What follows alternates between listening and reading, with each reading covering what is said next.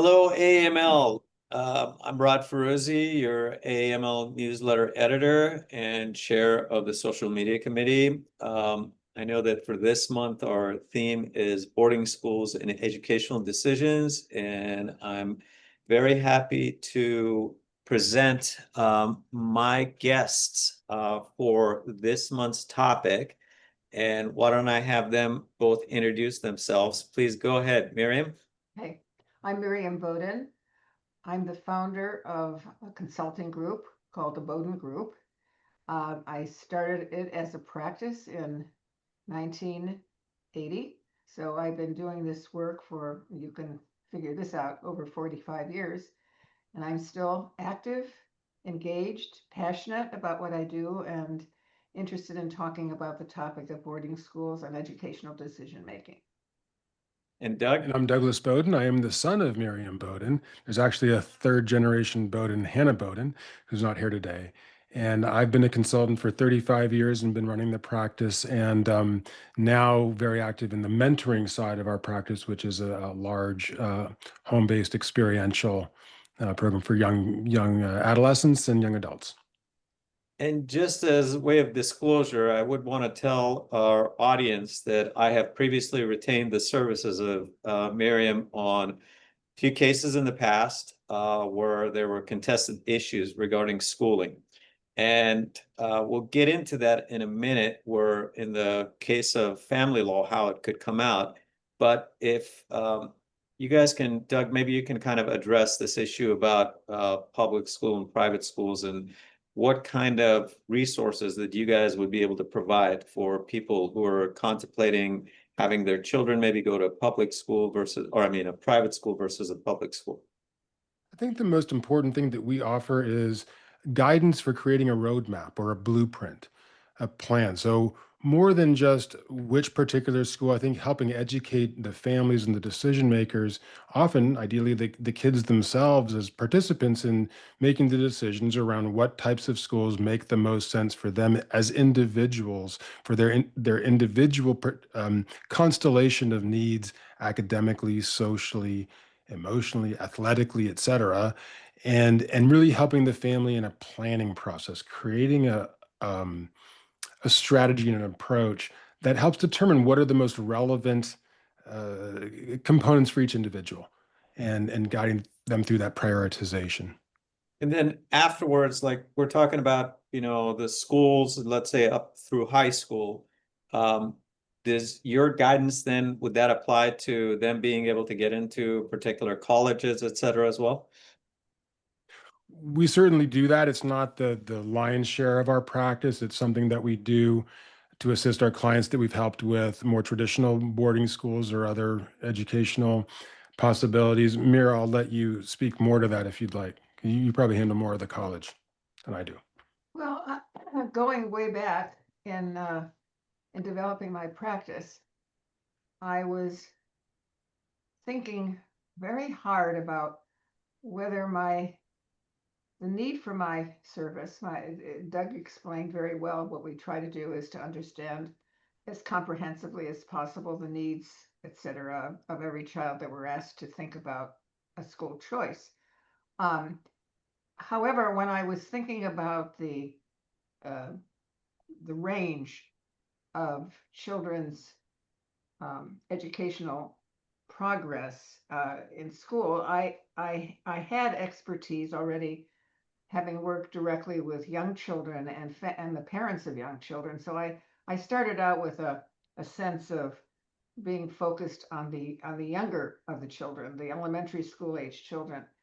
Um, Little by little, I broadened my focus to include children in middle school and high school. But I made a decision that the kind of focus I wanted to offer parents was really aimed at the children for whom a careful decision about the choice of school or kind of school would be very vital in terms of the child's development, as opposed to the process of college advising is quite different, and the elements that are necessary to develop a plan for a college-bound student is very different from what goes on in the planning for younger children. So I actually excluded college planning from my own goals. And I'm so glad that I've done that, because I feel like the college advising world,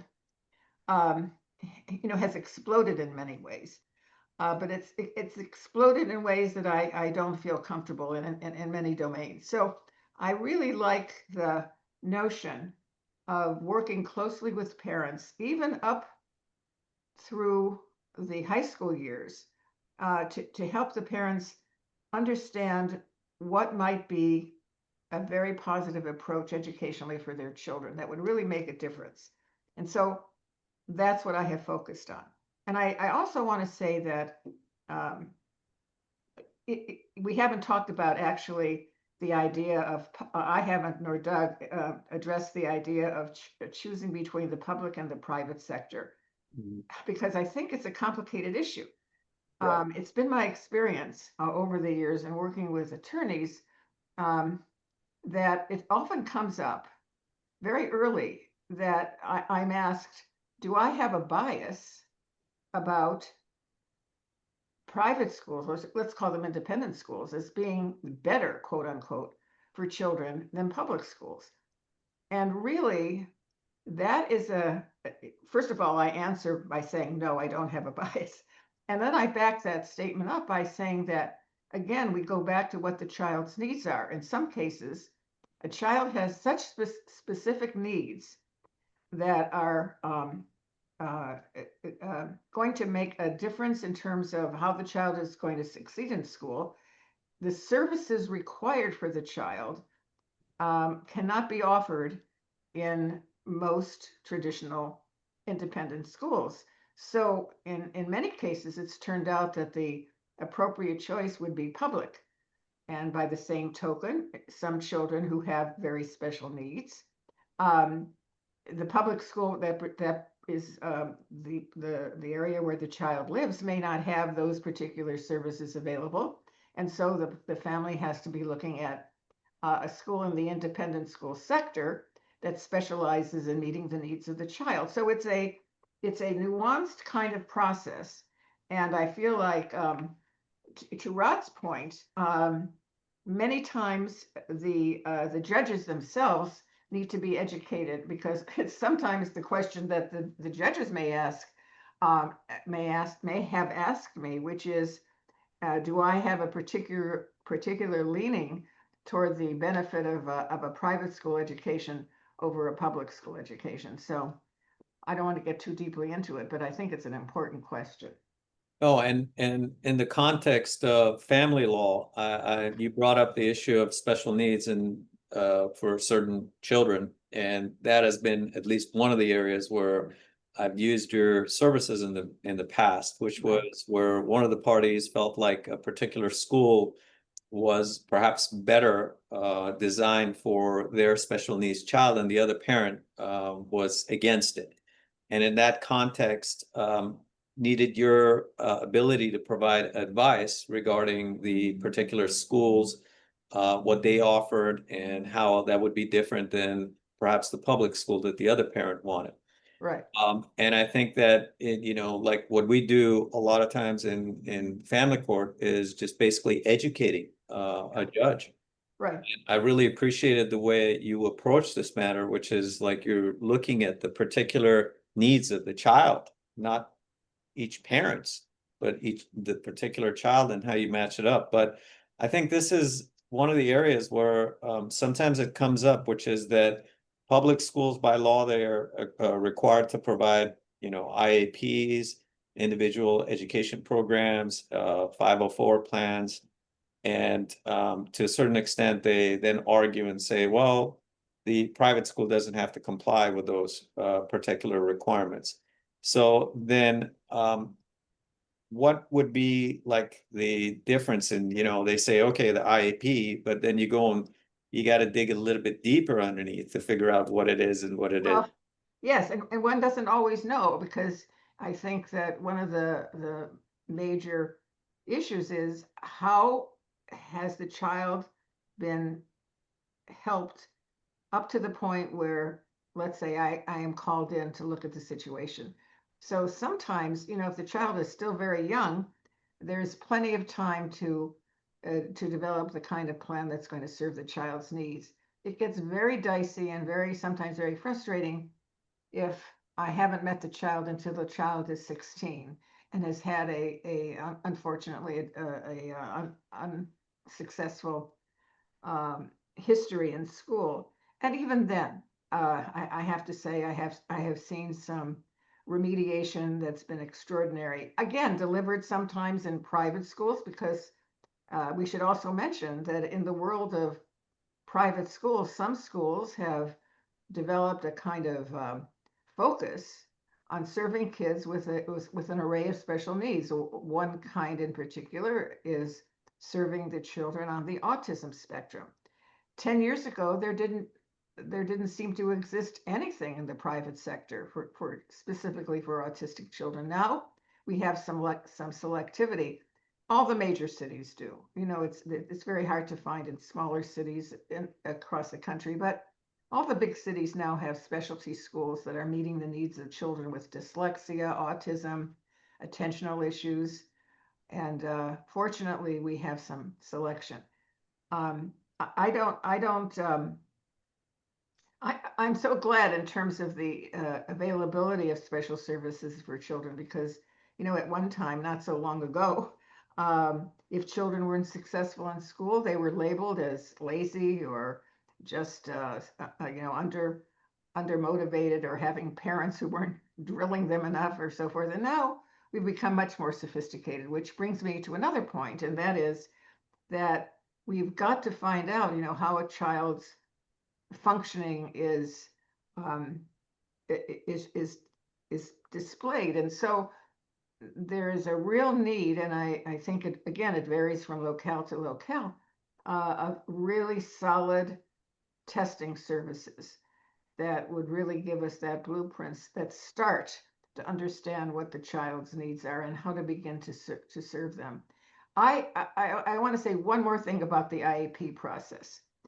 So I think everybody who's involved with children knows about the IEP process, and really it varies so from school district to school district, and it's almost like every situation that involves a different school district, a person who's going to learn about a child needs to learn about what that child's IEP process has looked like over a period of years, and analyze that. So sometimes it requires a lot of digging and a lot of follow through. So it's often complicated, but on the other hand, sometimes the outcomes are absolutely terrific. In terms of the parents, I have had parents in my office who are together. They are married. They are not divorced parents. And they basically see things through a different lens. And so I would say, going back to using the word educated, I think I would say that in my office, in the first meeting practically, I feel like part of my role is to educate the parents about the world of educational services. So. Excellent. Yeah. And I've seen you do it before, even with parents who are in the midst of a divorce and they're butting heads, to try and get them to sit down and kind of, become more educated about what are the pros and cons of one side versus the other, and hopefully get them to settle, because that would probably be the easiest thing for both of them. Ultimately, if they don't, then that's when, you can testify whatever your opinions are to the court. I have really, really appreciated it when I've worked with attorneys who, each one representing a parent, has really helped the parents to recognize that when it comes to figuring out a plan for their child, collaboration will pay off. And it's really hard sometimes to convince them, but in those cases when parents come with at least the beginning of an open mind about how we should be looking at the child's needs, again, I think the outcome is enhanced. And I know that after the whole school choice decision is made, and Doug, you mentioned something about the mentoring program. And I was just looking on that issue. why don't you speak as to how you think the mentoring might help with these children as well?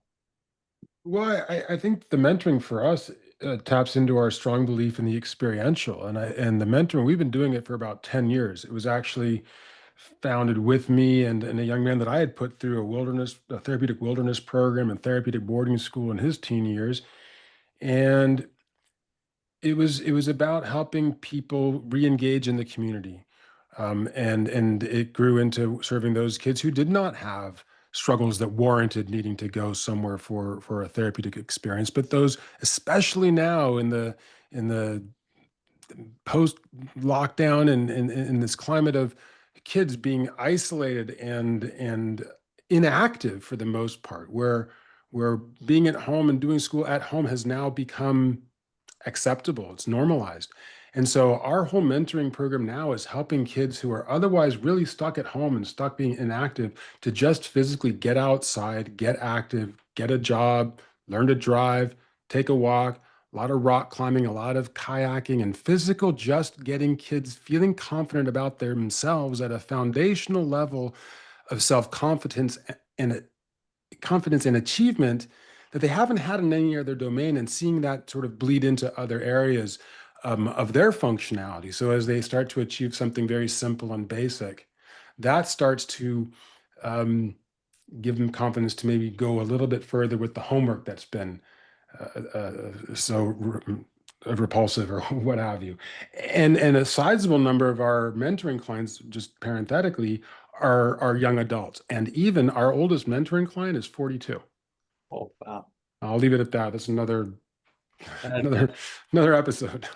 So just for our audience, these issues regarding school choice, school boarding, these are not isolated. They tend to come up actually quite often if you're dealing with any kind of a custody matter. Occasionally it might come up. I know a lot of people in the context of, hey, I usually represent people who are only in public school or whatnot, but there are occasions where these issues become quite high conflict. And in those cases, I think that having the resources of you guys is fantastic. And I just wanted our audience to be familiar with your company and what kind of matters can come up.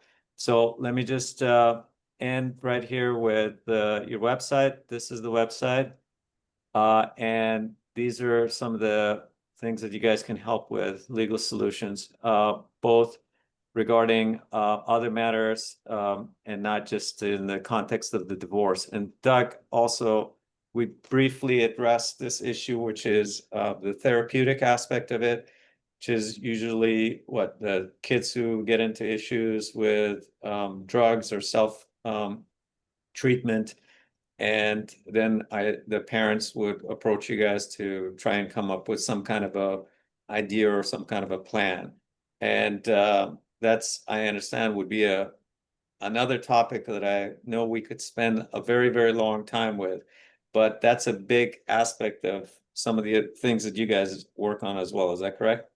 Absolutely. We deal with the gamut, and the commonality among our clientele is that they are young people who, for whatever combination of reasons, aren't thriving. Right. Mental health, addiction, developmental issues, et cetera. And in fact, our clientele is into their 50s and 60s at the end of our bell curve of clientele at this point. So it's been broadening over the years quite a bit, quite substantially.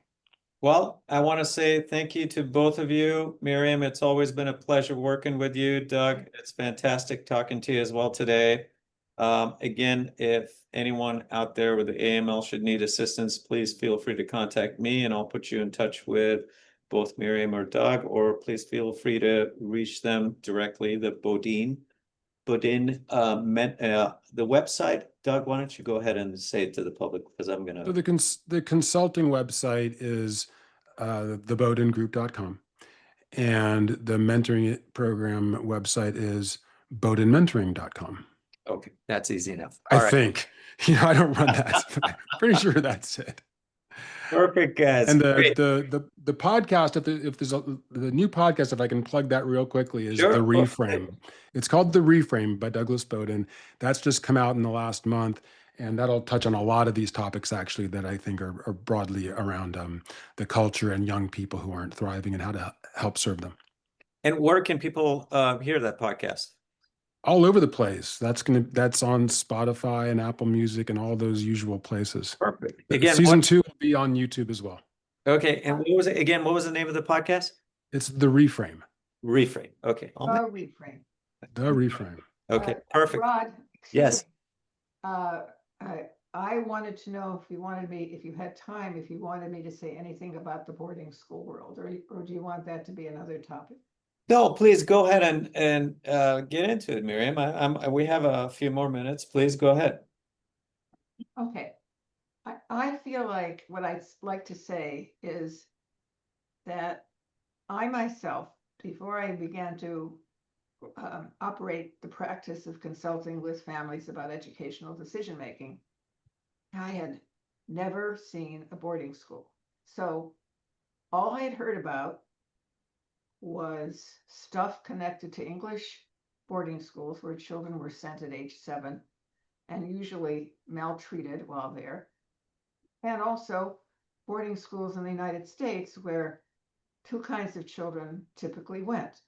The children of jet-setting parents who wanted their children to be educated and cared for by somebody else, or children who were in some way is so off the mainstream, not therapeutically, mind you, but had something going on within them where parents thought that the management of the children would be better done in a structured boarding school. So the whole label of boarding schools was pretty negative, very stereotypical. And the reason that I actually took it upon myself to learn about that world of boarding schools is because a couple of people whom I came to know as I was developing my practice told me that they themselves, the parents told me that they themselves had had boarding school experiences. They thought that their own children would benefit from boarding schools because they had benefited from boarding schools.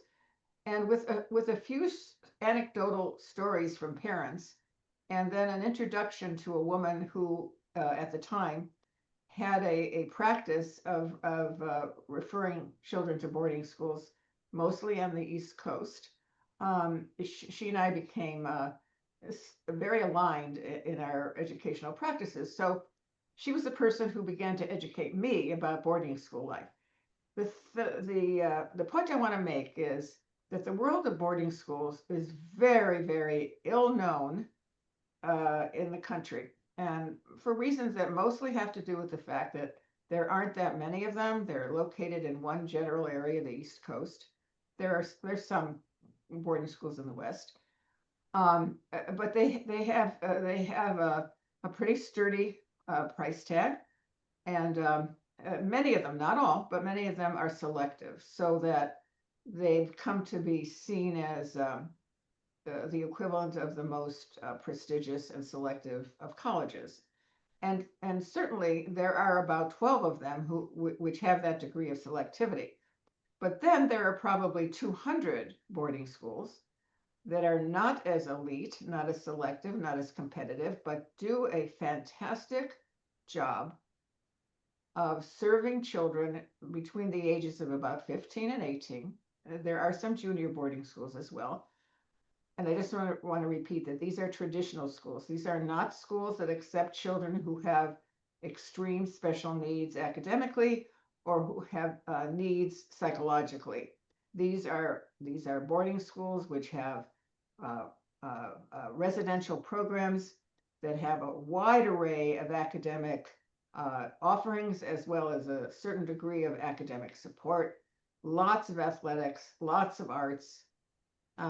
Many of them have features that you cannot find even in the most specialized day schools, private day schools. So there's a lot of enrichment in these boarding schools. And I'll tell you that for some children that I've worked with over the years, these traditional boarding schools have essentially changed the lives of these children in such positive ways that I feel like I want to go on record as saying that I feel that in the cases of children who emotionally can handle living away from home, handling residential life, being able to abide by rules and regulations, some of which they will not like, such as dress codes, such as regulation about dinner time, such as expectation of outdoor experiences, expectations of participating in some sort of group of clubs. I mean, a lot of expectations of children that perhaps parents back at home could not manage to get their children to do. So I'll use the word structure, but it's really way more than that. It's a kind of lifestyle that is imposed upon children in this very formative age of, as I said, 14 to 18, in which their experiences in learning how to manage their increasing autonomy and their increasing needs to have independent skills and their need to be able to handle things that they don't like and to get along with people that they don't like and basically transition from being super dependent on their parents to being more and more independent. But it's a kind of a soft landing because what they have are all the regulations and the supports of the boarding school.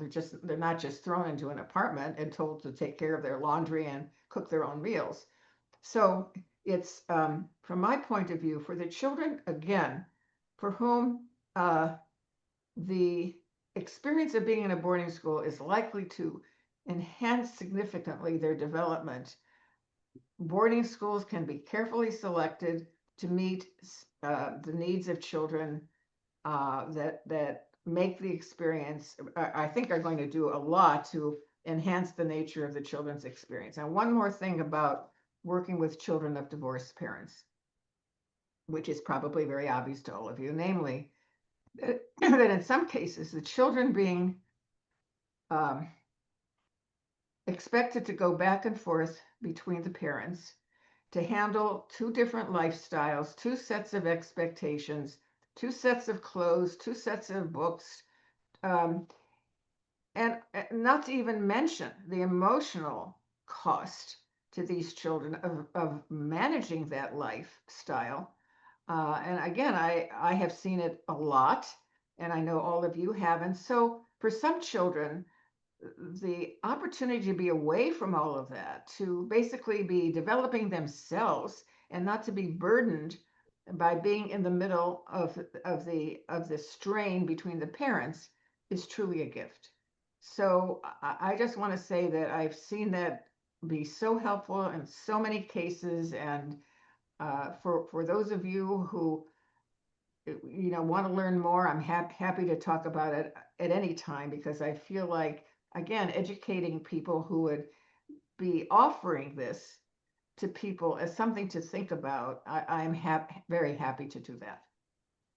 Well, thank you so much for explaining that, because I do agree that one of the biggest challenges that are faced with parents who are going through divorces and custody issues, especially, is having two sets of criteria in each household, and then the children really get confused. And we frequently hear this, statements that somebody was a Disneyland mom or a Disneyland dad, and the other one is an authoritarian parent, or really, really trying to kind of put the clamps down like an army parent.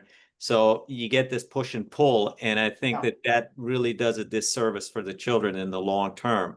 So I think in, what you just mentioned about some of these boarding schools, that could be something that could really be helpful for kids. Enormously helpful. Enormous. Yeah. Well, thank you again, guys. That was fantastic. Thank you, I feel like it was very educational. And again, if anyone should have any questions, feel free to contact Doug or Miriam or myself. Thank you again. Thank you you very too. much. It's a pleasure. Take care.